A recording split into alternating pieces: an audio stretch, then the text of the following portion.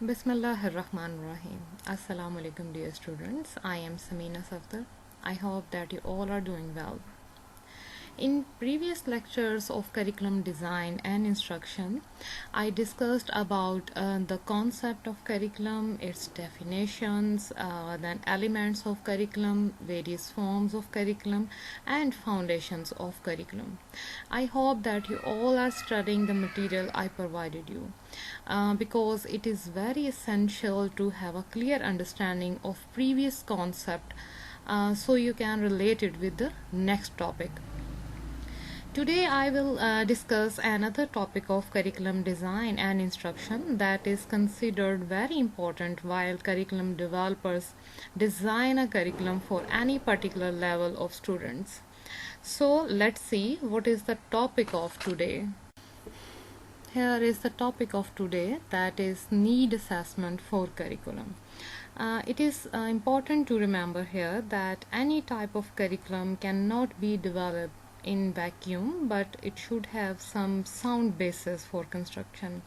It means that there should be some solid reasons for the development of curriculum you are going to introduce at any particular level. So it is an important thing to have a need analysis or need assessment of the curriculum. So before the finalization of the basic framework of curriculum or before its implementation, it is very important to assess the needs of the learners and the needs of the society. Usually the curriculum developers carry out this process through data collection, which may be in form of survey like questionnaire, observations, interviews, and inventories. This way they assess the needs of learners, society and subject matter, and with the help of community, students, teachers and administrators identify and place in order of priority programmatic needs that the student must address. I can give you the example of society needs. The society need might be depicted as to develop respect for other. This is the need of the society, that student must have respect for other, and from the student perspective to develop the ability to think, because this is the need of the student, that they should have the ability to think. So this way we can assess the needs of the learners and the society. So here you can see the objectives of need assessment. Why need assessment is necessary or important? Because it is important to identify the needs of the learners not being met by the existing curriculum. Your existing curriculum does not correspond to the current or present needs of the learners of the society. Then to form a basis for revising the curriculum in such a way as to fulfill as many unmatched needs as possible. Conducting a need assessment is actually not a single or one-time operation, but it is a continuing and periodic activity. Since the needs of the student, society, and the subject matter change over the years, and since no curriculum has reached at a state of perfection in which it ministers all educational needs of young people, a thorough need assessment should be conducted periodically, at least every 5 years, with at least minor updating annually. So these are the objectives of need assessment. So what is the right or appropriate time for conducting need assessment?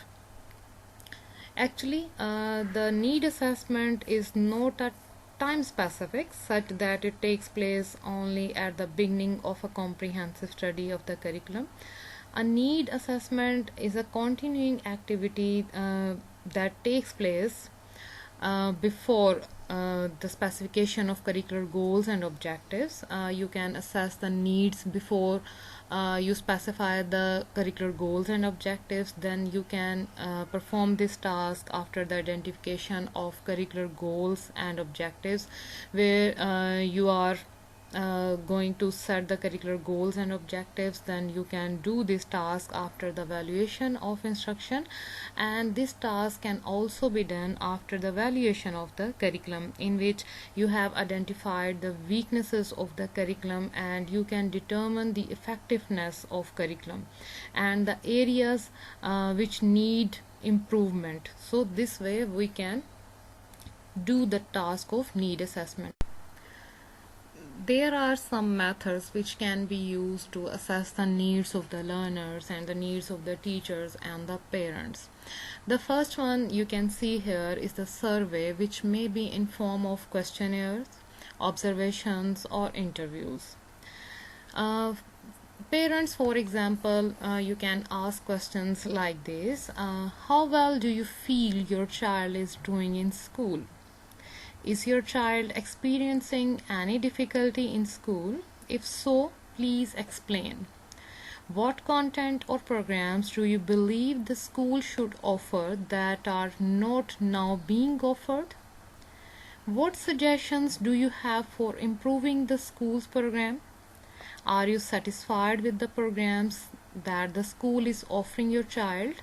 If you are dissatisfied with any program, please specify which ones and your reasons. So this way you can assess the needs of the parents. Likewise, teachers and students may be asked to respond to similar questions in order to gain their perceptions of the school curriculum and of needed improvements. The perceived needs approach, however, is but the first stage of process. It is advantageous in that it is a simple process, requires relatively little time and effort, and is relatively inexpensive to conduct. It also provides an opportunity for the various groups to express their views about what is needed in the curriculum. The perceived needs approach becomes an effective public relations device when it is used with parents. It says, in fact, that the school cares to know what parents think about the school's program and wants their suggestions. On the other hand, the perceived needs approach is limited also because it is concerned with perceptions rather than facts. Although the curriculum planners must learn the perceptions of various groups, he or she must also know what the facts are. The needs of learners as perceived by the various groups may be quite different from needs as shown by more objective data. So here the data can be in form of thick description. The data can be taken from the multiple sources like parents, teachers, and the other available resources. There are the other ways through which the curriculum developers can get the in-depth data about the sample, about the parents or teachers or the students. They can gather data about the school and its program from whatever sources of data are available. The necessary data might include the background information about the community, the student body, if there is any, and the staff members. Curriculum planners will need information on programs offered and available facilities. They must have access to all test data on the achievement of students in the school. Data may be obtained from various sources including students' records, school district files, surveys of attitudes of students, teachers, and parents. Then it might include the classroom observations and the examination of instructional materials. This way, the in-depth data can be collected for assessing the needs of the all stakeholders like teachers, parents, students, and the community. Thus, the need assessment helps in identifying the gaps, in identifying the discrepancies between desired and actual students' performance and needed improvement in the program. It helps us or the curriculum developers in identifying the weaknesses or the flaws which need to be removed. It also highlights the strong points of the programs which can be more strengthened by utilizing appropriate measures. So here we can see the importance of need assessment.